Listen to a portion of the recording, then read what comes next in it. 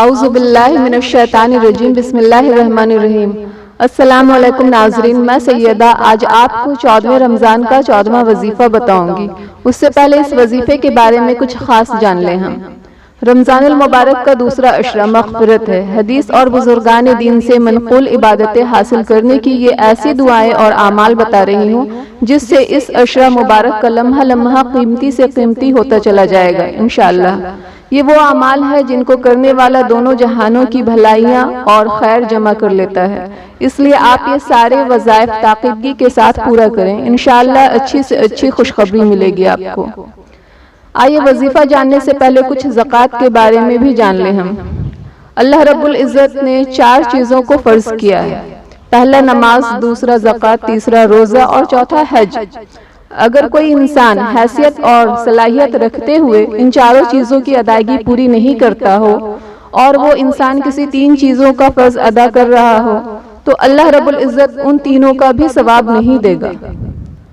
ابو ہریرہ رضی اللہ تعالی عنہ سے مروی ہے، رسول اللہ صلی اللہ تعالی علیہ وسلم نے فرمایا، جو شخص اللہ کی راہ میں خرچ کرے تو وہ جنت کے ہر دروازے سے بلایا جائے گا۔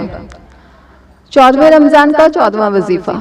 فجر نماز کے بعد 3 بار یہ پڑھیں، اِلَّا الَّذِينَ تَابُوا وَأَصْلَحُوا وَبَيَّنُوا فَأُولَئِكَ أَتُوبُ عَلَيْهِمْ وَأَنَا التَّوَّابُ الرَّحِيمُ۔ ظہر کی نماز کے بعد 11 بار یہ پڑھیں، اللہم انی اعوذ بک من جہد البلاء ودرک الشقاء وسوء القضاء وشماتۃ الاعداء۔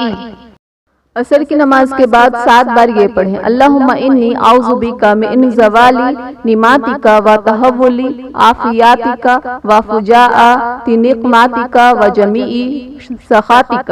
مغرب کی نماز کے بعد 3 بار یہ پڑھیں، اللہم انی اعوذ بک من الجبن واعوذ بک من البخل واعوذ بک من ارذل امور واعوذ بک من فتنۃ الدنیا وعذاب القبر۔